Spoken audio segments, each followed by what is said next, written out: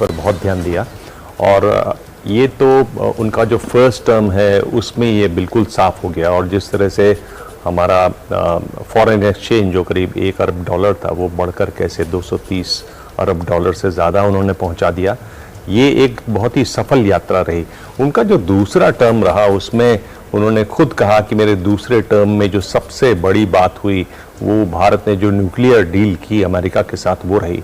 अगर आप विस्तार से देखना चाहें तो न्यूक्लियर डील में हुआ क्या। न्यूक्लियर डील से पहले 74 में जब परमाणु परीक्षण हुआ, परमाणु परीक्षण के बाद भारत पर तरह तरह के सैंक्शंस लगे, भारत को एकदम अलग थलग कर दिया गया, दबाव डाला गया कि भारत इस दिशा में आगे न बढ़े। और उसके बाद ये बड़ी एक डील हुई। ये जो डील है इसमें जो सबसे बड़ी बात हुई वो ये हुई कि भारत एक भरोसेमंद देश के रूप में दुनिया में उभरा, एक ऐसे देश के रूप में उभरा जिस पर विश्वास किया जाता है, जा सकता है। और इसलिए इस पर इस डील के बाद और दूसरे देशों के साथ, चाहे उसमें यूके हो, चाहे फ्रांस हो, चाहे कनाडा हो, उन सब देशों के साथ वो समझौते हुए। इस समझौते में क्या था? समझौते में ये हुआ कि आप IAEA जो है उसको अनुमति देंगे कि आपकी जितने भी संयंत्र लगे हुए हैं उनका वो परीक्षण कर सके और बदले में आपको न्यूक्लियर फ्यूल मिलेगा। आपको सबसे बड़ी बात जो उस समय आ रही थी, आपको टेक्नोलॉजी मिलेगी, नई टेक्नोलॉजी मिलेगी। नई टेक्नोलॉजी जो है वहाँ बहुत ज़रूरत थी। और आपको एक तरीके से जो न्यूक्लियर फ्यूल था, आपके पास यूरेनियम था, प्लूटोनियम था, तो उसको यूरेनियम को एनरिच करने की, प्लूटोनियम को रिप्रोसेस करने की जो टेक्नोलॉजी है, जो मशीनें हैं, वो आपको मिली। तो एक तरीके से एक ऐसी डील थी जिसमें शुरुआत में सोनिया गांधी उनके साथ नहीं थी, लेफ्ट पार्टीज ने लगातार विरोध किया, उनकी सरकार से समर्थन भी वापस ले लिया, बल्कि पार्टी में भी बहुत लोगों ने विरोध किया। स्वयं जो अहमद पटेल सोनिया गांधी के खास सलाहकार थे वो ये कहते थे कि भाई मनमोहन सिंह थोड़ी तय करेंगे इस तरह की चीज़ों को कि किस पार्टी से समर्थन लेना है नहीं लेना है। जब लेफ्ट ने समर्थन वापस लिया, उन्होंने मुलायम सिंह यादव की समाजवादी पार्टी है उनके सहयोग से अपनी सरकार को जारी रखा। तो एक ये जो कहा जाता है कि वो बहुत ही ढीले किस्म के थे, बड़े फैसले नहीं लेते थे, फैसला वो कर लेते थे, उस पर अड़िग रहते थे और उसके लिए वो किसी भी तरीके से सभी जुगाड़, साम दाम दंड भेद वाली जो बात है वहां तक वो चले जाते थे। और वो उनका जो न्यूक्लियर डील है अमेरिका के साथ उसमें दिखाई देता है, जिसको वो अपने दूसरे कार्यकाल की सबसे बड़ी उपलब्धि भी मानते थे। ये एक बहुत बड़ी बात रही और इसी की वजह से अब इतने साल बाद भी इस पर जब भी बात होती है तो यही कहा जाता है कि इसने भारत के बाजार को खोला, इसमें भारत की जो टेक्नोलॉजी है उसको बढ़ाया।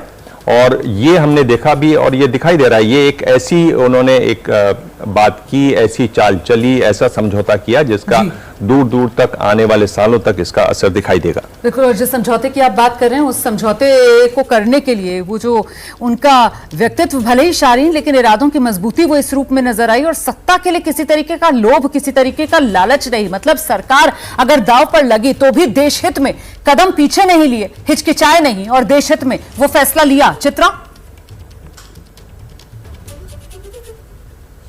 बिल्कुल सही कहा रोमाना आपने। देखिए लगातार मैं आप लोगों की बात, एक्सीडेंटल वित्त मंत्री, फाइनेंस मिनिस्टर भी था और फिर उसकी वो पूरी की पूरी कहानी सुनाते हैं कि रात को नरसिम्हा राव ने फोन किया, सुबह आ जाना, अपना मयार बनाना है। तो अपना मयार जो है वो डॉक्टर मनमोहन सिंह ने खुद हमेशा ऊंचा रखा।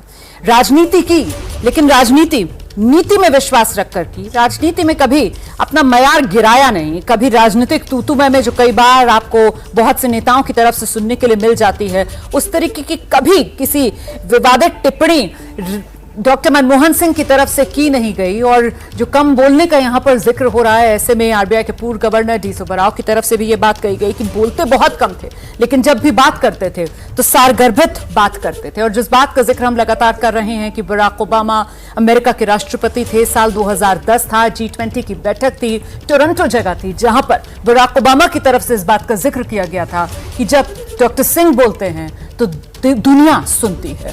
और जिस तरीके के काम डॉक्टर मनमोहन सिंह ने किए उससे न सिर्फ भारत बल्कि पूरी दुनिया का भला हुआ। इस तरीके की नीतियां डॉक्टर मनमोहन सिंह की, और वो नीतियां आर्थिक मोर्चे पर ऐसी नीतियां जो व्यवहारिक और वास्तविक, ऐसी नीतियां जो आम व्यक्ति की जिंदगी में सकारात्मक बदलाव लेकर आए। और इसके पीछे एक बड़ी वजह कहीं ना कहीं दिबांग ये भी रही कि खुद बेहद गरीबी में जिंदगी जी डॉक्टर मनमोहन सिंह ने, बेहद अभाव में अपना बचपन डॉक्टर मनमोहन सिंह ने गुजारा। मैं इस पर आपकी प्रतिक्रिया लूंगी, लेकिन इस बीच एक बड़ी खबर आ रही है जो मुझे दर्शकों को बतानी है। डॉक्टर मनमोहन सिंह के स्मारक को लेकर सियासत लगातार जारी है। डॉक्टर मनमोहन सिंह के नाम पर राजनीति ना हो, यह कह रहे हैं नवजोत सिंह सिद्धू।